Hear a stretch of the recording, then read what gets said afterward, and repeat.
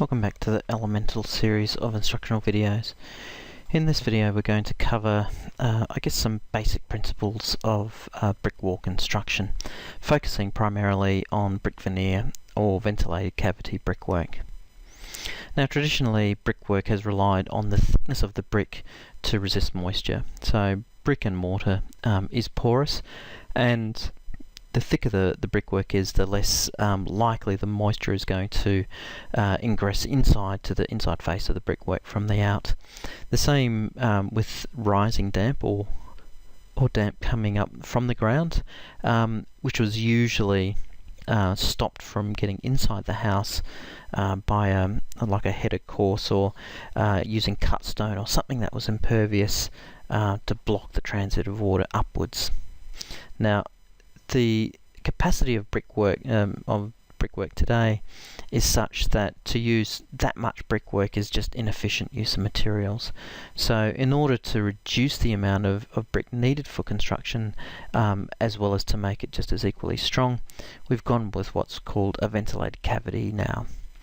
So in this instance, where we see the moisture coming from the outside skin through, it hits a cavity or some air between the two leaves.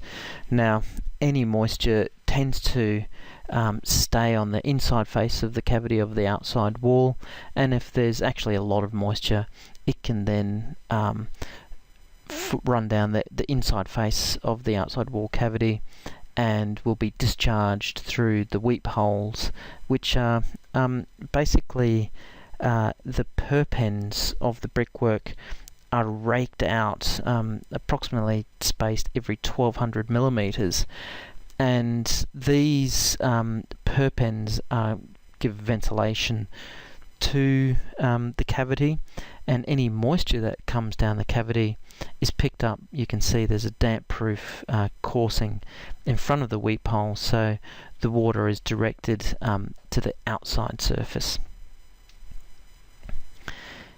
You can see here with a more traditional type of brickwork, which is a load-bearing cavity brick wall on a traditional raft concrete slab on ground. We can see here again any moisture that comes through the outside wall will propagate down the cavity on the inside face of the outside wall and then get discharged out through the weep hole, which are sort of raked out perpend joints every 1200. Now you can see as well there's a brick tie. You can see the 600 millimeters shown. Now the brick ties are what makes the structure integrated. It's where the one outside wall and the inside wall are brought together in one sort of structural moment. Now these ties are typically metallic bits of metal or wire, and they're bent in such a way that if any moisture is actually running down along the tie, there's a bend so that any moisture tends to sort of drip off it or leak down, so to avoid any moisture coming to the inside face at all. So those brick ties, although they're set out at every 600 in height, they're also spaced at 600 spacings apart in plan. Now, the traditional brick veneer presupposes a timber internal carcass. Now, a brick veneer, the timber structure is the structure that's holding the house up.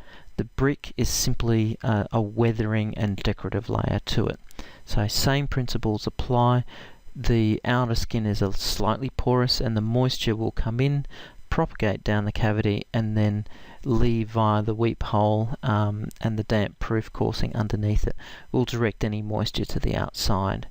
The tie that's fixed to the timber structure, it's usually with nails or something like that, again is deformed in such a way that if any moisture does propagate along that tie, then it will drip down and eventually come out of the weep hole.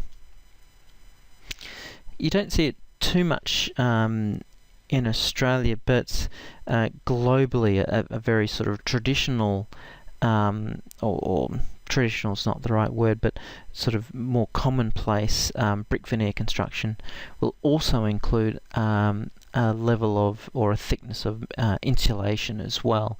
So it'll bulk out the insulation where the U values or the amount of insulation is much higher than what can be normally just put into the frame itself. But again, what happens in these instances is that the brick ties back to the timber structure are engineered to sort of sustain that extra span, but they are more or less sort of kept at that similar spacing. Now, over the tops and bottoms of windows, we also get a tricky situation, again because you need to bear in mind that that outside skin of brick, we do have to imagine it as a rain screen, so it's not impervious to water. Moisture can get through. So again, above a window head, any moisture that comes down will be picked up by the damp-proof membrane and will be directed outside to the outside face of the wall through the weep hole. Now, you can see that the lintel in this instance is shown as a steel shelf angle. This is the most common way of dealing with lintels in domestic construction. Now, the important thing in terms of the standard for brickwork is that the shelf angle cannot pull back from the outside surface of the brick any more than 25 millimeters. So you do need to be very careful with the sizing of the shelf angle. And again, in some instances, this would be something that an engineer would look at. Now, down the bottom of the window, at the base of the window, you can see what we have there is a brick that's been put on the side and cut. It's called a sill brick now. Some sill bricks are specially made, but typically what you do is you just sort of break one of a standard brick that you're using for the rest of the wall. It's set out at an angle, and again there is a damp-proof membrane on the inside behind the sill that then discharges any moisture that comes through that sill to the weep hole that's positioned underneath. The same system applies for a timber internal frame or traditional or more standard sort of brick veneer. The detail is pretty much the same, it's just that the inside wall is a different material. Now, it is important in the same way that we place weep holes down the bottom and at the above and below windows, that we also keep a gap above the top uppermost edge of the brick wall. This allows the sort of moisture or any dampness in the cavity to sort of vent out somewhere so that it can dry out over time. Now, in this instance that you see here, it's a double brick wall, or it's a ventilated cavity brick wall. The brick is actually doing the load bearing. Now, in a situation like Queensland, where we've got high winds, in order to achieve the tie down according to standard, what you need to do is to have a strap that goes over the main timber structure holding the roof, and that then has to be embedded into the mortar. Now, it's usually sort of 600 or 7 courses from the top. The strap is brought down and it's tied off to a 10mm diameter steel dowel that is embedded into the brickwork itself. Now, in a brick veneer situation, the tie down and all of the structural capacity is taken up in the timber construction. So the brick is a very sort of simple construction in this instance. It still has ties every 600, and we also have to make sure that we keep the ventilation gap at the top. You can see here there's an elevation on the left hand side is showing a steel lintel going over the top of the window, and on the right a concrete lintel. Now, there needs to be a minimum bearing surface on the brickwork that lintel rests on, and according to the standard that minimum is 100mm. Now, underneath as well, you can see I've shown a dotted line. That is the damp-proof membrane underneath the sill on the inside of the cavity. Now, the damp-proof membranes around a window should extend past the edge of the window by approximately 100mm again. Now, finally, the one important difference, I guess, comparing brick to a lot of other types of structures is that brick expands, clay brick expands over time with water and so on, whereas typically a concrete structure or a timber structure will shrink. So this has a compounding effect, particularly with brick veneer, because as the outer skin expands, the inner structure is contracting. So you do need to introduce expansion, capacity for expansion in that external brick wall. So in order to combat this growth or expansion of bricks, we need to introduce an expansion joint approximately every 6 meters along the extent of the wall.